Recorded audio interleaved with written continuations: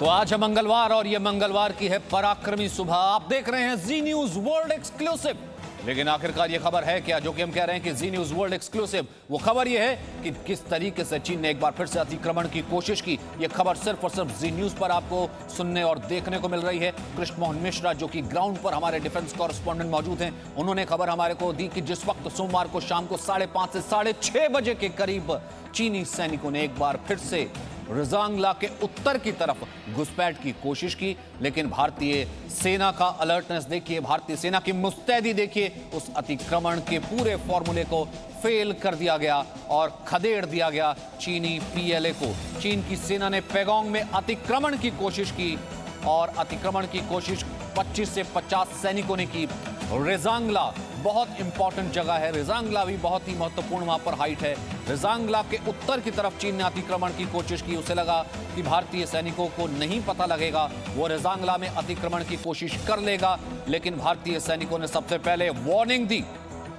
लेकिन चीनी सेना नहीं हटी तो वार्निंग शॉट्स फायर किए गए, चेतावनी यानी कि हवाई फायरिंग की गई। चेतावनी इस कारण से हवाई फायरिंग की गई और चीन की अतिक्रमण की कोशिश को फेल कर दिया गया। दिस इज फर्स्ट ऑन जी। सबसे पहले आप ये जी न्यूज पर देख रहे हैं और ये खबर इतनी स्ट्रेटजी के साथ, ये खबर जिसे हम कहते हैं ग्राउंड पर एक एक इंफॉर्मेशन के साथ, पूरी प्रामाणिकता के साथ, ये खबर कहीं और आपको देखने को नहीं मिलेगी। खबर बड़ी दरअसल है क्या? पैगोंग में चीन ने फिर अतिक्रमण की कोशिश की। चीन 25 से 50 सैनिक लेकर के आया रिजांगला पर। कल शाम 5:30 से 6:30 बजे घुसपैठ की उसने कोशिश की। उसको अभी तक खींच है कि भारत हाइट्स पर बैठा है, ब्लैक टॉप पर उसका कब्जा है। 25 से 50 सैनिकों ने अतिक्रमण और घुसपैठ की कोशिश की, लेकिन भारतीय सैनिक अलर्ट थे। उन्हें मालूम था चीन ऐसी हरकत करेगा। भारतीय सेना ने पहले चेतावनी दी, चीनी सैनिक नहीं हटे तो हवाई फायरिंग की गई। उसके बाद चीन के सैनिक भाग उठे। चीन के सैनिक वहां से भागने पर मजबूर हो गए। किसी भी सैनिक के हताहत होने की कोई खबर नहीं है। वहीं उसके बाद हम ये कहते हैं कि पीएलए खसियाने लगा। पीएलए की तरफ से जो है स्टेटमेंट जारी किया गया कि भारत की तरफ से प्रोवोकेशन की कोशिश की गई थी, फायरिंग की गई थी, लेकिन फिलहाल ऐसा कुछ भी नहीं हुआ। चीन के झूठ का, चीन के प्रोपेगेंडा का एक बार फिर से पर्दाफाश हुआ। देखिए, पीएलए घुसपैठ की उसने कोशिश की, सीमा समझौते का लगातार वो उल्लंघन करता रहा है। पूरी दुनिया भारत के साथ खड़ी रही है। पिछली बार भी हमने देखा जब उसने पैगोंग में ये कोशिश की थी, जब भारत ने ब्लैक टॉप पर कब्जा किया था। ये खबर भी जी न्यूज ने सबसे पहले आपको दी थी। उस वक्त भी इस समझौते के उल्लंघन के वक्त हमने आपको बताया था और अमेरिका ने भी कहा था कि चीन की ये कार्रवाई उकसावे वाली कार्रवाई है और भारत को पूरा हक है अपनी संप्रभुता की रक्षा का। दरअसल चीन पर 4 बड़ी खबरें क्या है और उसका मतलब क्या है, यह भी आपके लिए समझना बहुत जरूरी है। एलएसी पर चीन की घुसपैठ की कोशिश विफल कर दी गई। इसका मतलब यह है भारतीय सेना की मुस्तैदी, अलर्टनेस, प्रोएक्टिवनेस, प्रीएम्प्टिवनेस, चीन की साजिश को नाकाम कर दिया गया। यानी चीन की सेना से भारतीय सेना हमेशा ऊंची पड़ रही है। चीन के 25 से 50 सैनिक आए थे घुसपैठ की कोशिश करने के लिए, लेकिन बातचीत की आड़, कमांडर लेवल टॉक्स उसने कल भी की, बातचीत की आड़ में, और आज भी है। हम आपको बताएं कि उसने सोमवार को भी 4 घंटे की कमांडर लेवल टॉक्स की थी, लेकिन पीछे से साजिश सामने रख रहा था। भारतीय सेना की हवाई फायरिंग के बाद चीन के सैनिक भाग खड़े हुए। इसका मतलब यह है कि भारतीय सेना को अब सीमा पर कार्रवाई करने की खुली छूट मिली हुई है। वहीं 7 सितंबर को शाम 5:30 से 6:30 बजे के बीच ये चीन के अतिक्रमण की कोशिश थी। इसका मतलब यह है कि आप इससे अंदाजा लगाइए, 84 दिनों के भीतर तीसरी बार चीन को न केवल मुंह की खानी पड़ी है, बल्कि चीन की नाकाम चाल की ये तीसरी कोशिश है। उसने तीसरी बार कोशिश की, हमने पराक्रम की हैट्रिक लगा दी। हमने लगातार चीन को भगा दिया। और कल तो चीन इतना ज्यादा, कल की अगर आप वेस्टर्न थिएटर कमांड, जो कि वहां पर पीएलए की एक टुकड़ी है जो वेस्टर्न थिएटर की, जो वहां पर तैनात है, अगर आप उस स्टेटमेंट को पढ़ लीजिए, वो स्टेटमेंट साफ कहता है कि चीन को जैसे समझ नहीं आ रहा हो कि करना क्या है। चीन ने उल्टा भारत पर उकसावे की कार्रवाई का आरोप लगाया है, क्योंकि चीन लगातार अपनी कॉन्स्टिट्यूएंसी को एड्रेस करता रहा है। आपको मालूम है कि चीन खबर लीक नहीं होने देता। चीन नहीं बताता अपने नेशन को कि उसके सैनिकों के साथ क्या हुआ, कुछ लोग वहां पर चीन के सैनिकों की मौत हुई है कि नहीं, वो बताता ही नहीं है। इस कारण से वो अपनी सेना, अपनी कॉन्स्टिट्यूएंसी को एड्रेस करता है ये कहने के लिए कि उसका कोई नुकसान नहीं हुआ है। उसने भारतीय सेना पर उकसावे की कार्रवाई का आरोप लगाया, लेकिन भले वो गलवान के पराक्रम की खबर जो जी न्यूज ने आपको सबसे पहले बताई, वर्ल्ड एक्सक्लूसिव, या उसके बाद पैगोंग की खबर जब जी सबसे पहले लेकर के आया, और आज भी हम आपको क्यों कह रहे हैं सुबह से, ये खबर आपके और हमारे हित में है। क्योंकि अगर हमारी सीमाएं सुरक्षित है, एक एक इंच जमीन की सुरक्षित है तो यकीन मानिए तब हम सुरक्षित हैं, तब किसी टेबलॉइड के लिए सुरक्षित हैं या किसी गॉसिप के लिए सुरक्षित हैं। यह तय आपको करना है कि आप किस खबर के साथ और किस प्रोपेगेंडा के साथ खड़े हैं, क्योंकि जी न्यूज के लिए हमेशा देश हित सर्वप्रथम रहा है और ऐसी कोई भी खबर जी न्यूज सबसे पहले लेकर के आता रहा है। और आज भी ये देश के पराक्रम से जुड़ी खबर सबसे पहले आप देख रहे हैं जी न्यूज वर्ल्ड एक्सक्लूसिव, जब ये पराक्रम की है हैट्रिक।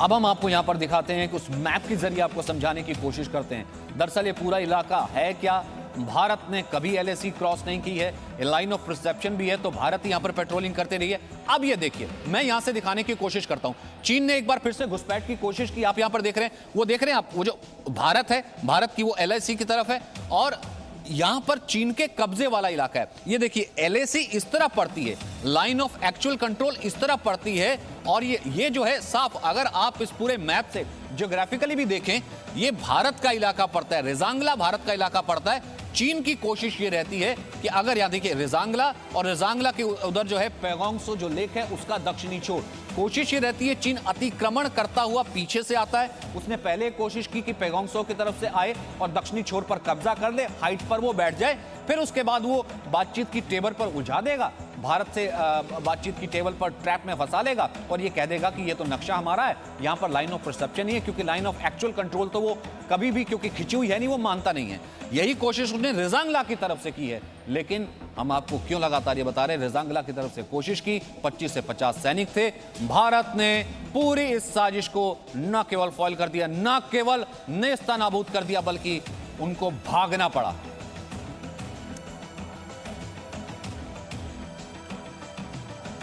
तो इस वक्त मेरे साथ अमन लगातार जुड़े हुए हैं। पूरी खबर मैंने आपको विस्तार से बताई, ये पूरा नक्शा दिखाया, खबर का मतलब क्या है ये हमने आपको बताया।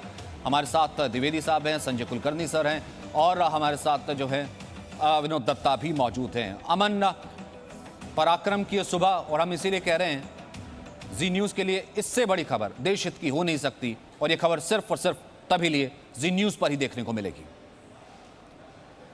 बिल्कुल, देखिए सचिन, गलवान के बाद पैंगोंग के बाद रेजांगला। हमारे साथ retired lieutenant general Sanjay Kulkarni है। जनरल कुलकर्णी, पहले भी बात हुई थी कि धोखेबाज चीन कैसे करे यकीन, क्योंकि चीन बार बार बातचीत का ड्रामा करता है। चीन के रक्षा मंत्री कहते हैं हमसे बात कर लो, राजनाथ सिंह की तरफ वो उम्मीद भरी निगाहों से देखते हैं, वो तस्वीरें भी हमने आपको दिखाई थी। अब विदेश मंत्री एस जयशंकर की मुलाकात एससीओ मॉस्को में होने जा रही है। ग्राउंड पर पीएलए कुछ और कर रही है और बातचीत का ड्रामा कुछ और चल रहा है। जनरल कुलकर्णी, अमन, सबसे पहले तो मैं कहूंगा कि चीन के ऊपर विश्वास नहीं किया जा सकता। चीन की कथनी और करनी में अंतर है, और ये जो हादसा हुआ है इसका अगर आप स्टेटमेंट पढ़ें जो चीन के कर्नल ने दिया है कि चीन की फौज जो है वो ऊपर जा रही थी, हिंदुस्तान की फौज ने वार्निंग शॉट फायर किए, हमारे लोग ऊपर नेगोशिएट करने जा रहे थे।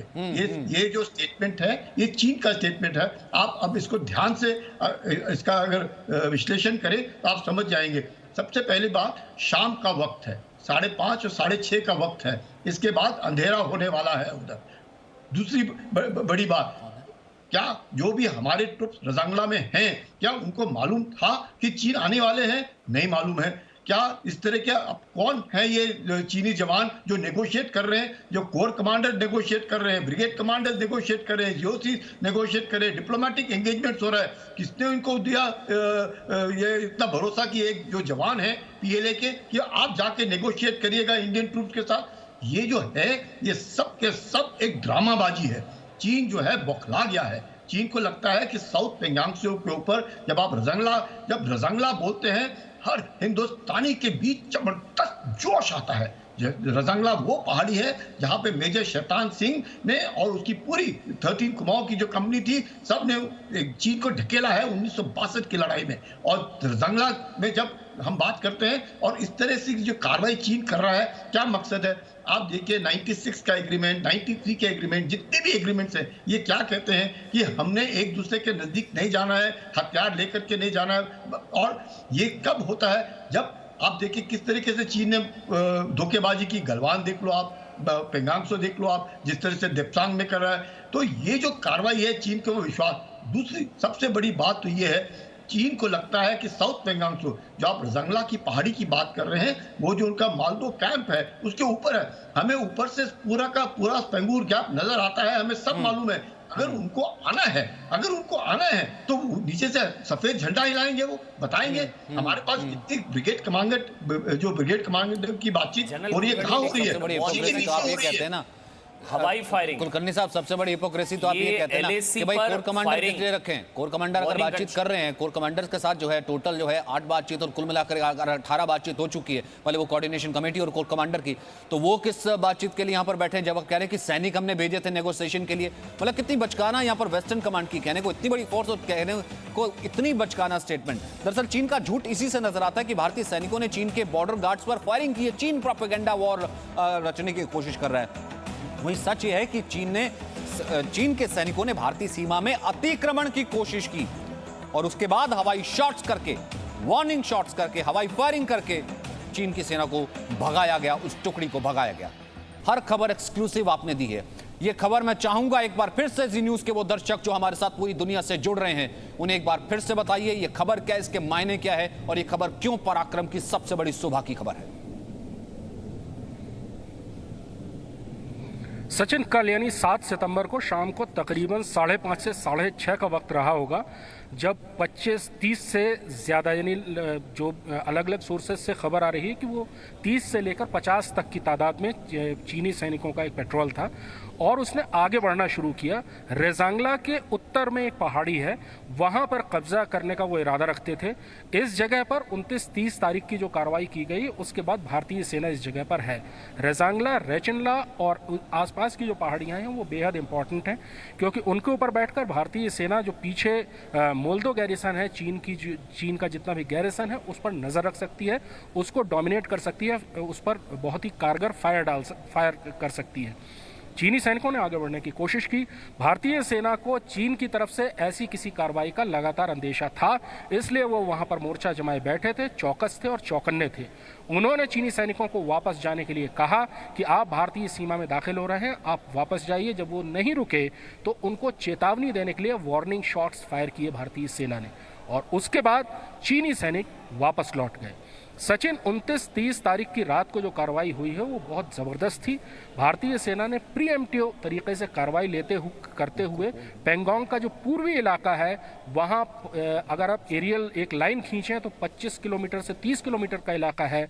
अगर आप सड़क के रास्ते जाएं, यानी ठाकुंग से अगर आप शुरू करें और चुशूल होते हुए रजांगला तक जाएं तो ये इलाका 60 से 70 किलोमीटर का ये इलाका पड़ेगा अगर आप ज़मीन के रास्ते जाएँ। इसमें इस रिज लाइन पर मौजूद हर पहाड़ी पर, हर महत्वपूर्ण पहाड़ी पर भारतीय सेना ने कब्जा कर लिया है, वहाँ पर भारतीय सेना बैठी हुई। यहाँ फिर याद दिलाऊं कि ये सारी जगहें LAC के भारतीय क्षेत्र के अंदर आती हैं, भारतीय सीमा में है। भारतीय सेना ने चीन की सीमा में कोई घुसपैठ नहीं की है, लेकिन चीन दोबारा इन हाइट्स पर कब्जा करना चाहता है और उसी सिलसिले में कल उसने कार्रवाई करने की कोशिश की, लेकिन एक बार फिर से उसको वापस जाना पड़ा। कोई फायरिंग नहीं हुई है, दोनों तरफ के किसी भी सैनिक के हताहत होने की खबर अब तक नहीं आई है। सिर्फ भारतीय सेना ने उनको चेतावनी देने के लिए वार्निंग शॉट्स फायर किए हैं। तो यानी कुल मिलाकर के हमने सिर्फ अपनी संप्रभुता की रक्षा की है और ये नया भारत है। हम ये कह सकते हैं कि हम LAC ना क्रॉस करते हैं, ना किसी और की जमीन पर जाते हैं, लेकिन अगर कोई हमारी जमीन पर आंख तड़ा करके देखता है तो उसका जवाब ऐसे ही दिया जाता है। और कृष्ण मोहन मिश्रा ने बहुत एक्सक्लूसिव और बहुत बड़ी जानकारी हमें दी, जो सबसे बड़ी तमाम स्ट्रेटेजिक हाइट्स हैं। चीन को शायद यही परेशानी हो रही है, हर हाइट्स पर, हर ऊंचाई पर माउंटेन वॉरफेयर में हाइट सबसे ज्यादा इंपॉर्टेंट होती है। हर जगह पर भारतीय सेना का कब्जा है और ये हर हाइट भारतीय इलाके में ही आती है। लेकिन एक बार फिर भारतीय सेना चीन की घुसपैठ को नाकाम उसने कर दिया। यह है इस वक्त की सबसे बड़ी खबर। पेगोंग में चीन ने फिर अतिक्रमण की कोशिश की और सोमवार को 5:30 से 6:30 बजे के बीच जो ताजा घटना हुई पेगोंग झील के दक्षिणी छोर पर शेनपाओ पहाड़ी के पास, पहाड़ी की ओर बढ़ते हुए चीन के सैनिकों को रोकने के लिए भारतीय सेना ने वार्निंग फायर किया, चीन के सैनिकों को भगा दिया। लेकिन अपनी गलती मानने की बजाय चीन ने उल्टा भारत पर उकसावे की कार्रवाई का आरोप लगाया। लेकिन जैसे कृष्ण मोहन मिश्रा लगातार इस बात को कैटेगोरिकली कह रहे हैं, ये एक्सक्लूसिव जानकारी वो जो ग्राउंड से दे रहे हैं, भारत ने कभी LAC क्रॉस नहीं की, LAC के नजदीक तक वो नहीं गया। भारत ने सिर्फ और सिर्फ अपनी जमीन की रक्षा की है और फायरिंग बिल्कुल नहीं हुई है, किसी के भी हताहत होने की खबर नहीं है। और दूसरी तरफ चीन की हिपोक्रेसी इसी चीज से पता लगती है। वो कहता हम तो नेगोशिएशन के लिए आ रहे थे, तो फिर बातचीत का नाटक वो कूटनीतिक स्तर पर, रक्षा मंत्रियों के स्तर पर, विदेश मंत्री के स्तर पर या फिर कमांडर स्तर पर क्यों करता है?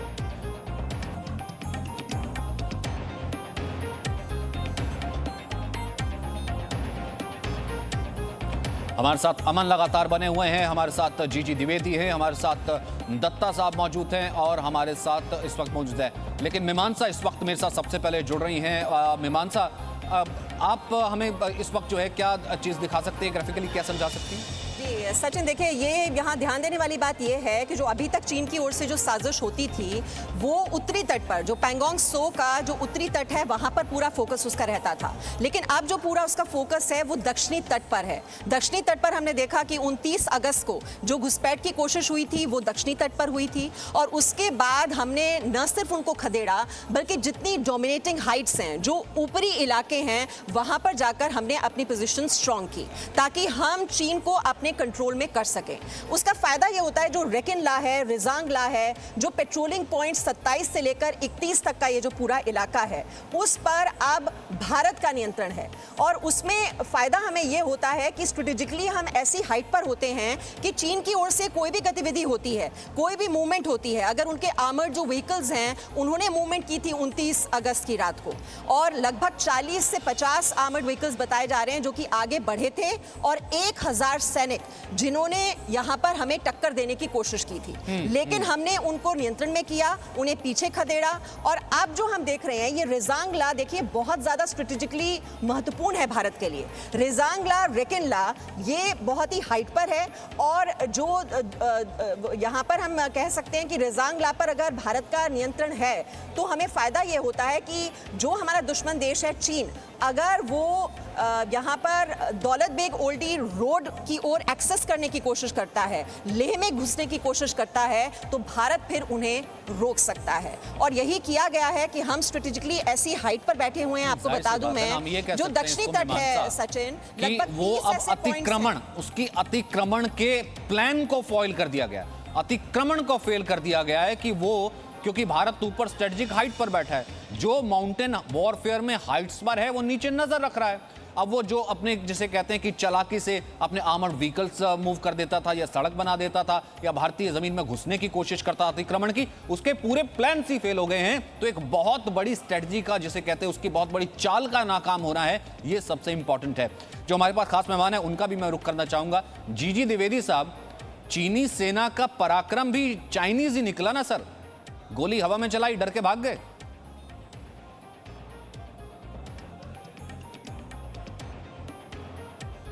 दत्ता साहब, यही सवाल अगर मैं आपसे पूछूं।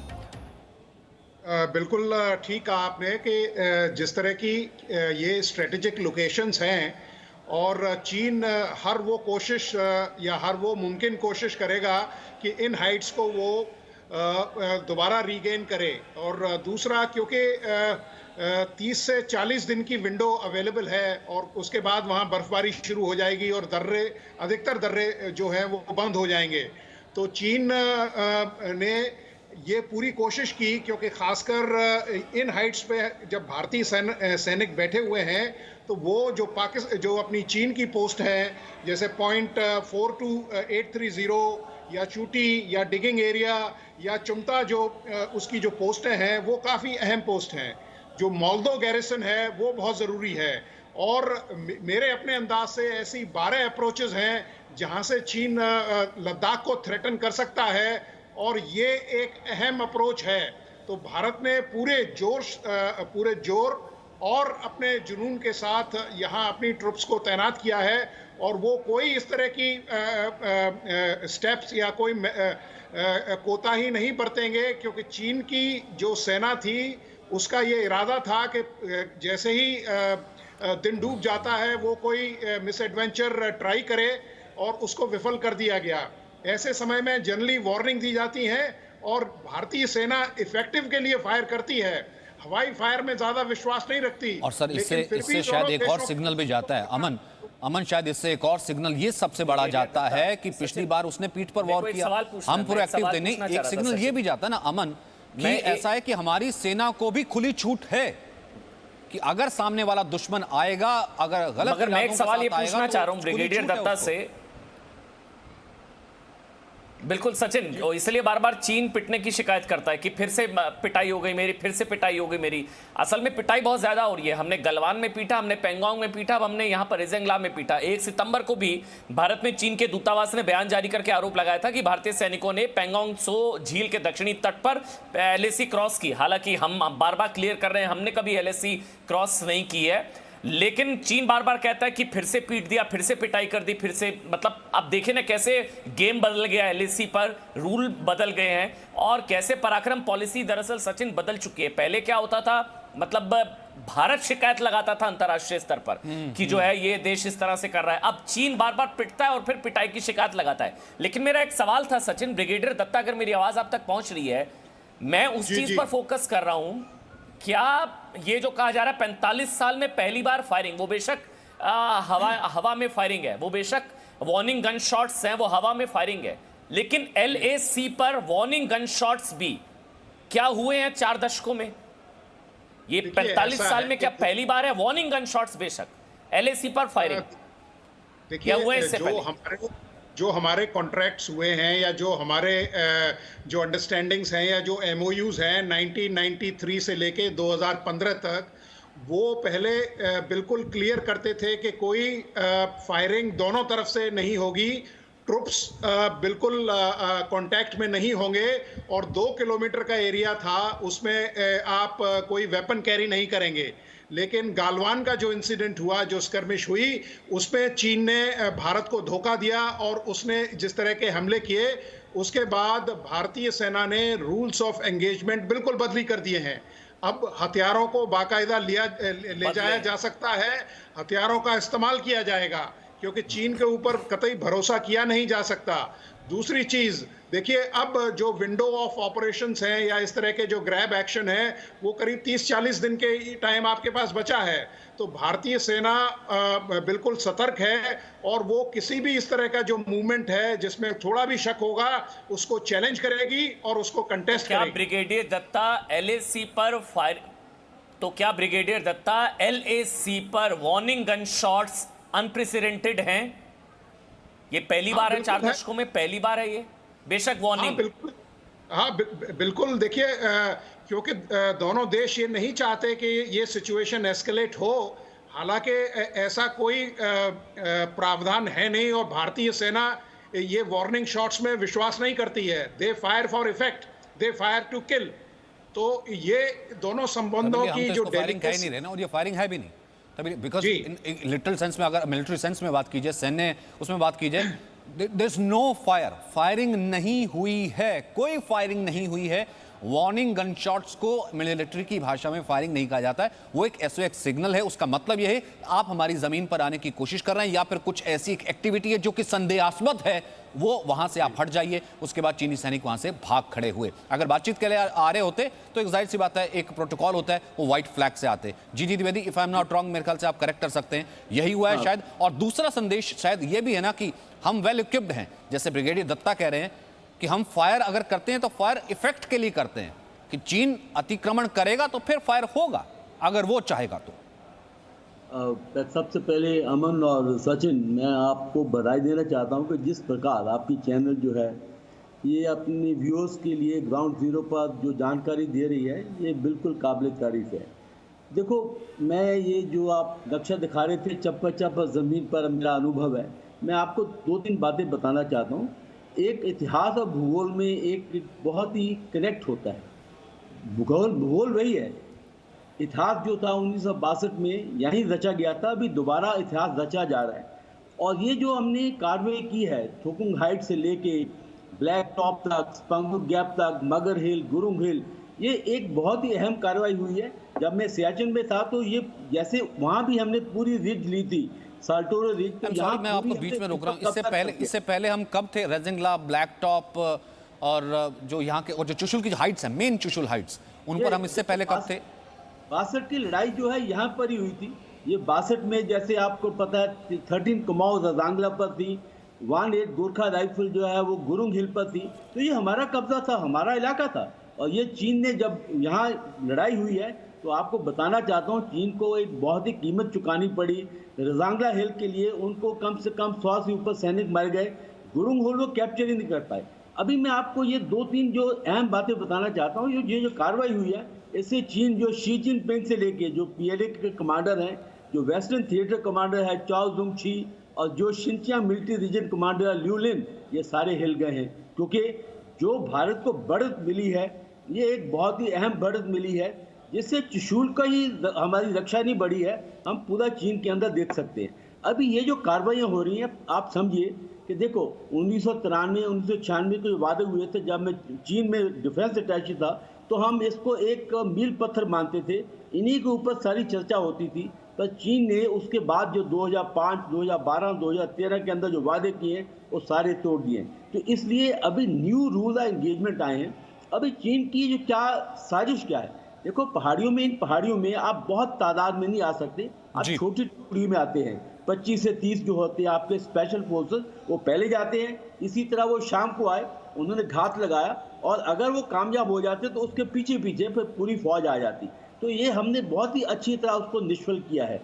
दूसरी बात जो है ये जद्दोजहद चलती रहेगी, क्योंकि अभी जो LAC की मर्यादा है वो टूट चुकी है। वो चाइना ने तोड़ी थी क्योंकि वो फिंगर 4 तक आए, तो मानता ही नहीं रहा है ना सर, वो तो कभी LAC मानता नहीं रहा है। वो जहां पर घुसपैठ करके अतिक्रमण करके आ जाता है उसको लगता है कि भारत ने कभी प्रोएक्टिव अप्रोच अपना ही नहीं है। मैं मैप में चेंज करके कह दूंगा ये LAC है, फिंगर 4 पे LAC, फिंगर 4 दिखा दूंगा। वो तो फिंगर 1 तक आना चाहता है, फिर उसके बाद ले तक नजर रखता है।